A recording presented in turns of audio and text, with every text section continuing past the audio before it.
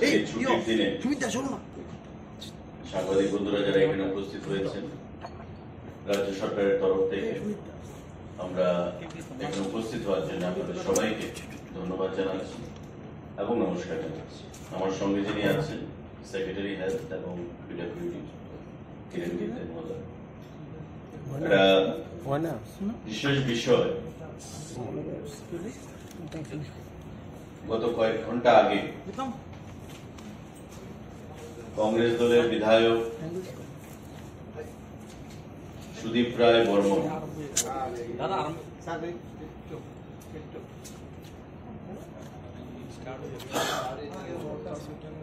Press মিটের মাধ্যমে রাজ্যের জনগণকে একটা বিভ্রান্তিমূলক বক্তব্য রেখে রাজ্য সরকার এবং মুখ্যমন্ত্রীকে কালিমালিপ্ত করার একটা প্রয়াস গ্রহণ করেছে। ওনার যা বক্তব্য ছিল যে রাজ্য সরকার মণিপুর থেকে আগত সিজা নামে যে একটা অর্গানাইজেশন, তাকে ক্যাবিনেটকে না জানিয়ে বা ক্যাবিনেট অ্যাপ্রুভাল না নিয়ে এআরডিটির জমি হস্তান্তর করে দিচ্ছে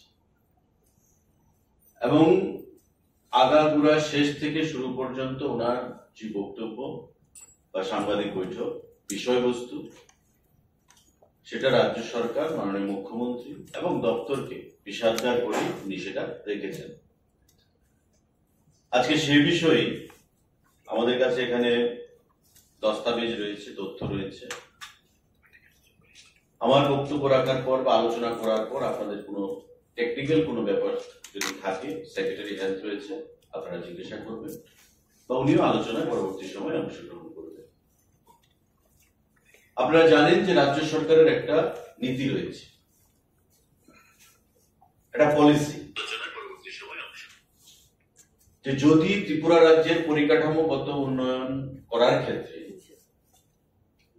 কৃষি ক্ষেত্রে বলুন, শিল্প ক্ষেত্রে বলুন, স্বাস্থ্য ক্ষেত্রে বলুন, এডুকেশনের ক্ষেত্রে বলুন, কেউ যদি এখানে ইনভেস্ট করতে আগ্রহী হয়, তবে রাজ্য সরকার তাকে জমি দিতে কোনো আপত্তি নেই।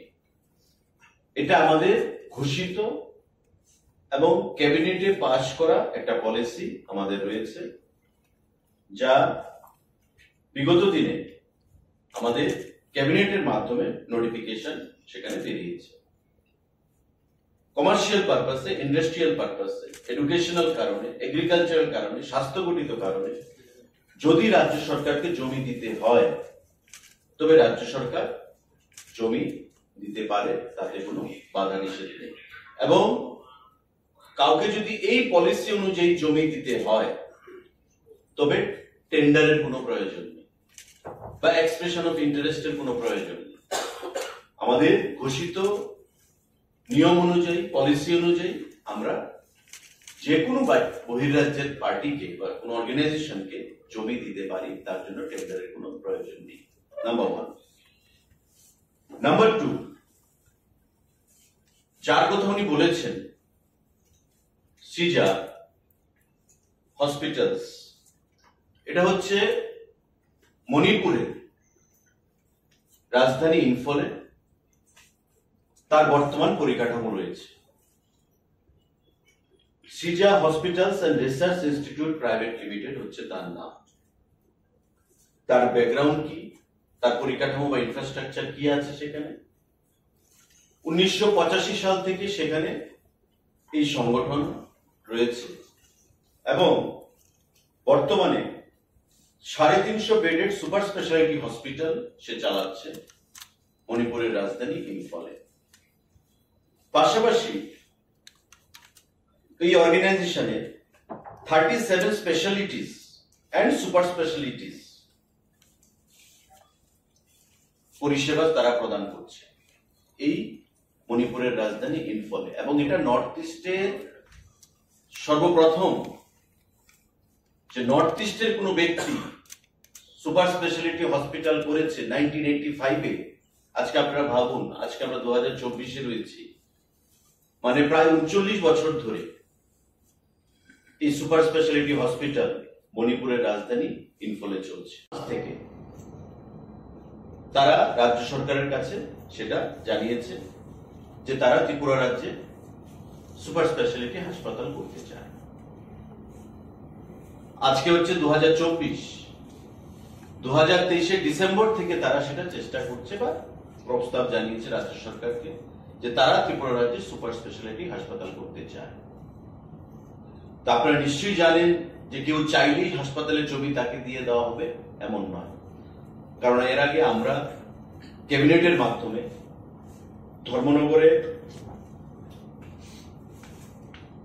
কাছাড় ক্যান্সার হসপিটাল ক্যাবিনেটের মাধ্যমে ধর্মনগরে তাকে জমি দিয়েছি। কাছাড় ক্যান্সার হাসপাতাল সেখানে ধর্মনগরে সেখানে হবে। আমাদের 15 একর জায়গা ক্যাবিনেটের মাধ্যমে কাছাড় ক্যান্সার হসপিটালকে প্রদান করা হয়েছে। তারও আগে আমাদের পার্শ্ববর্তী প্রাইভেট হাসপাতাল রয়েছে আইএলএস হসপিটাল।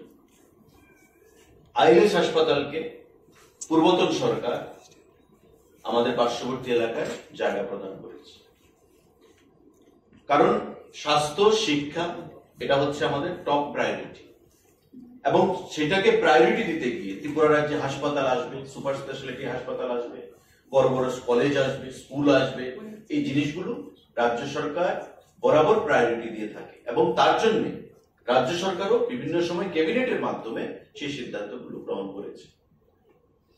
কিন্তু সুদীপ বাবু যেটা বললেন যে সৃজা হাসপাতালকে রাজ্য সরকার জমি দিয়ে দিচ্ছে, ক্যাবিনেটের অ্যাপ্রুভাল নেয়নি, আমার মনে হয় উনি একটু তাড়াতাড়ি করে ফেলেছেন। যারাই উনাকে তথ্য দিয়েছে তারা সঠিক তথ্য উনাকে দিতে পারেনি। আমি যেটা বলেছি যে গত ডিসেম্বর মাস থেকে একটা প্রয়াস চলছে। সৃজা ওয়েস্ট ডিস্ট্রিক্টের ডিএম কে প্রথম চিঠি লিখেছেন যে আমাকে আপনি জমি দিন, আমি ত্রিপুরা রাজ্যে হাসপাতাল সুপার স্পেশালিটি হাসপাতাল করতে আমরা ইচ্ছুক, এবং আগামী কয়েক বছরে প্রায় 900 কোটি টাকার ইনভেস্টমেন্ট তারা ত্রিপুরা রাজ্যে করবে। প্রাথমিকভাবে সেটা আলোচনা হয়েছে। তো স্বাভাবিকভাবে 900 কোটি টাকার যারা ইনভেস্টমেন্ট করবে তাদের জমি দিতে হবে, এবং আমাদের জমি দেওয়ার সেখানে পলিসিও রয়েছে।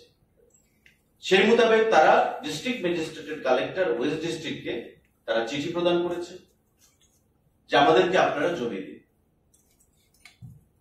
মাঝখানে এই চিঠি পাওয়ার পর অনেক জায়গায় খোঁজাখুঁজি হয়েছে, কিন্তু সুইটেবল ল্যান্ড পাওয়া যায়নি, এবং পরবর্তী সময় আপনারা জানেন আমাদের আর কে নগর যেটা রয়েছে বুজ্জনগর ইন্ডাস্ট্রিয়াল গ্রোথ সেন্টারের পাশে, সেখানে এআরডিডি সেখানে কলেজ রয়েছে, সেখানে অনেক ভ্যাকেন্ট ল্যান্ড রয়েছে। সেই ভ্যাকেন্ট ল্যান্ড থেকে কিছুটা জমি 23 একরের মতো 28 একরের মতো জমি আইডেন্টিফাই করা গেছে, যেটা আনইউজড অবস্থায় রয়েছে, যে এই জমিটা দেওয়া যেতে পারে। যারা আগামী কয়েক বছরে 900 কোটি টাকার ইনভেস্টমেন্ট করবে, তো স্বাভাবিকভাবে রাজ্য সরকারও তাদেরকে কোঅপারেট করতে হবে। এই জমিটাকে আইডেন্টিফাই করা গেল, বিভিন্ন জায়গায় জমির জন্য সেখানে বলা হয়েছে, ডিএম এর তরফ থেকে প্রচেষ্টা নেওয়া হয়েছে, ভিজিট করা হয়েছে, কিন্তু সুইটেবল ল্যান্ড সেখানে পাওয়া গেছে 28 একর জমি। ডিএম এন্ড কালেক্টর সেটা আইডেন্টিফাই করেছে। DM and collector official ARDD ডাইরেক্টরকে অ্যাপ্রোচ করেছে যে এই জায়গার অবস্থান কি, বর্তমান স্ট্যাটাস কি, যদি আনইউজড অবস্থায় থাকে তবে এনওসি দেওয়া যায় কিনা, এবং ডাইরেক্টর এআরডিডি সেক্রেটারি এআরডিডির মাধ্যমে এআরডিডি মিনিস্টারের অ্যাপ্রুভাল নিয়ে সেই জমি দেওয়ার জন্য এনওসি দেওয়ার জন্য বলেছে। এবং সেম প্রসেস, আপনারা জানেন যে প্রশাসনের একটা প্রসেস থাকে, ডাইরেক্টর চাইলেই এনওসি দিতে পারবে না।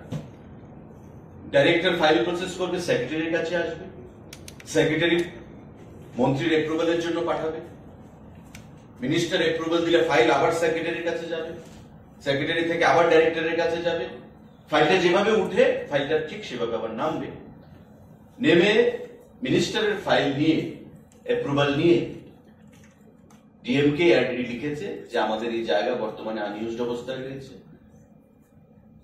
কোন ডেভেলপমেন্টাল অ্যাক্টিভিটিস এর জন্য আমরা সেটা এনওসি দিতে পারি না। এখন ডিএম তো আর এনওসি দেবে না, এনওসি দেবে কে? Revenue department. কারণ যে কোনো সরকারি জায়গা রেভিনিউ ডিপার্টমেন্টের অধীন, আর যেহেতু এআরডিডি দখলে জায়গা, এআরডিডি এনওসি দিয়েছে ডিএম এর কাছে, ডিএম সেটা রেভিনিউ ডিপার্টমেন্টে আবার পাঠাবে, রেভিনিউ ডিপার্টমেন্ট তারপর সেটাকে ক্যাবিনেটের জন্য পাঠাবে। যেমন প্রপোজাল এসছে, ডাইরেক্টর এআরডিডি থেকে এনওসি এসছে, ডিএম থেকে ক্লিয়ারেন্স এসছে, রেভিনিউ থেকে যখন ক্যাবিনেট ক্লিয়ারেন্স যাবে তারপর সেটা ক্যাবিনেটে যাবে, ক্যাবিনেটের মুখ্যমন্ত্রী মুখ্য সচিবের অ্যাপ্রুভালের পর কাউন্সিল অফ মিনিস্টার্সের অ্যাপ্রুভাল নিয়ে তারপর ওই অর্গানাইজেশনকে জমি হস্তান্তর করা হবে। এই হচ্ছে প্রসিজার। কিন্তু বাবু, সুদীপ বাবুর কাছে যারাই খবরটা দিয়েছে তারা হয়তো প্রসিজারটা জানে না। এনওসির অর্থ এই নয় যে জায়গা আমি দিয়ে দিয়েছি। এআরডিডি এনওসি দিয়েছে ডিএম এর কাছে, ডিএম সেটা রেভিনিউতে পাঠাবে, ভ্যালুয়েশনের পর জায়গার দর কত রয়েছে, রেভিনিউ ডিপার্টমেন্ট তারপর ক্যাবিনেটের কাছে পাঠাবে, not ARDD, not the DM. Sudip বাবু এই জায়গাটাতেই ভুল করে ফেলেছে। কারণ এনওসির অর্থ এটা নয় যে ওই সংস্থাকে জায়গা দিয়ে দেওয়া হয়েছে। এআরডিডি এনওসি দিয়ে বলছে নো অবজেকশন সার্টিফিকেট, যে তোমরা সেটা ইউজ করতে পারো রাজ্যের উন্নয়নের ক্ষেত্রে। এবার ডিএম প্রপোজাল পাঠাবে রেভিনিউকে, রেভিনিউ সেটা ক্যাবিনেটে পাঠানোর বন্দোবস্ত করবে। সময় তো পড়ে রয়েছে,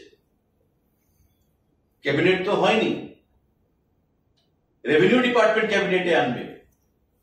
কিন্তু সুদীপ বাবু একটু তড়িঘড়ি করে ফেলেছে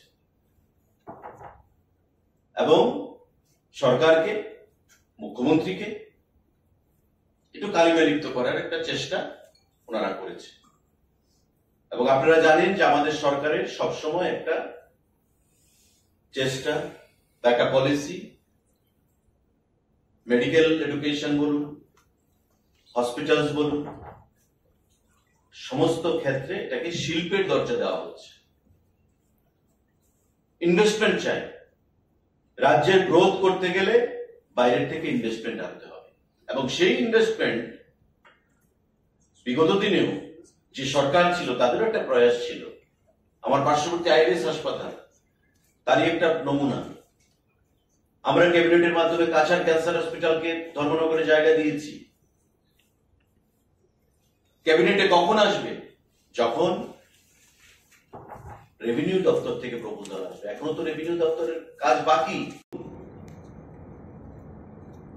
সমস্ত প্রসেস মেনে, সমস্ত নিয়ম নীতি মেনে সমস্ত কিছু করা হবে। এত তড়িঘড়ির কিছু নেই। তড়িঘড়ি করে সরকারকে কালিমালিপ্ত করা যাবে না, বা স্বাস্থ্য দপ্তরকে কালিমালিপ্ত করার যে প্রচেষ্টা, সেটা আমি মনে করি সরকার মনে করে যে রাজনৈতিক লাভালাভের জন্য অবশ্যই, এবং রাজ্যের জনগণ যারা, আপনারাও সাংবাদিক বন্ধুরা চান যে ত্রিপুরা রাজ্যে কোয়ালিটি হেলথ কেয়ার সেখানে থাকবে। কারণ প্রতি বছর শত শত মানুষ, এভারেজ যদি আমরা করি, রাজ্যের টাকা বাইরে চলে যাচ্ছে রেফারের মাধ্যমে। সেটাকে আমাদের রুখতে হবে, আটকাতে হবে। সেটাকে আটকাতে গেলে ত্রিপুরা রাজ্যের সুপার স্পেশালিটি হসপিটাল আমাদের প্রয়োজন, দরকার। তার জন্য মাননীয় মুখ্যমন্ত্রী আন্তরিকতার সঙ্গে ওনার চেষ্টা চালিয়ে যাচ্ছে। এবং বিগত দিনে ওনার কার্যকালে আপনারা দেখেছেন যে স্বাস্থ্য ক্ষেত্র নিয়ে এখানে সেক্রেটারি হেলথ আছেন। আমাদের জিবি আগে কোথায় ছিল, আজকে বর্তমানে কোথায় রয়েছে। আমি এই কথা বলছি না যে রাতারাতি সমস্ত পরিকাঠামোগত চেঞ্জ হয়ে গেছে বা ইনফ্রাস্ট্রাকচার চেঞ্জ হয়ে যাবে। কিন্তু এই কথা অনস্বীকার্য যে ত্রিপুরা রাজ্যে আজকে কঠিন রোগের চিকিৎসা সেখানে হচ্ছে, কঠিন থেকে কঠিনতর সার্জারি এখানে করা হচ্ছে। এবং আমাদের যেটা প্রায়োরিটি, যে হেলথ সেক্টরকে আরো শক্তিশালী করে ত্রিপুরা রাজ্যে সুপার স্পেশালিটি হাসপাতাল বাইরে থেকে আরো কি করে আনা যায়, এটাই তার একটা প্রয়াস। সিজা হাসপাতাল যারা ইচ্ছা প্রকাশ করেছে ত্রিপুরা রাজ্যে তাদের সুপার স্পেশালিটি হাসপাতাল করার এবং আগামী কয়েক বছরে প্রায় 900 কোটি টাকা ইনভেস্টমেন্ট ত্রিপুরা রাজ্যে করার তারা মানসিকতা তারা প্রদান করেছে। এবং ইম্ফলে যারা গত 39 বছর ধরে সুনামের সঙ্গে কাজ করে যাচ্ছে, 1985 থেকে, স্বাভাবিকভাবেই উত্তর পূর্বাঞ্চলে একমাত্র রিজনাল মানে উত্তর পূর্বাঞ্চলের মালিক এই হাসপাতালকে প্রতিষ্ঠা করেছে 1985 সালে ইম্ফলে। আজ পর্যন্ত সেটা সুনামের সঙ্গে কাজ করে চলেছে। তো স্বাভাবিকভাবেই ত্রিপুরা রাজ্য তার একটা প্রয়াস গ্রহণ করেছে বা তার আন্তরিকতা তারা প্রকাশ করেছে স্বাস্থ্য দপ্তর থেকে, এবং সেটাকেই কালে নিযুক্ত করার জন্য সুদীপ বাবু এই সাংবাদিক বৈঠক করে আজকে মানুষকে বিভ্রান্ত করার জন্য, সরকারকে, মুখ্যমন্ত্রীকে প্রশ্ন চিহ্নের মধ্যে আনার জন্য চেষ্টা করেছেন। আমরা সেটাকে তীব্র ভাষায় নিন্দা জানাচ্ছি এবং ধিক্কার জানাচ্ছি। সাংবাদিক বন্ধুদের কোনো প্রশ্ন থাকলে আপনারা সেটা করবেন।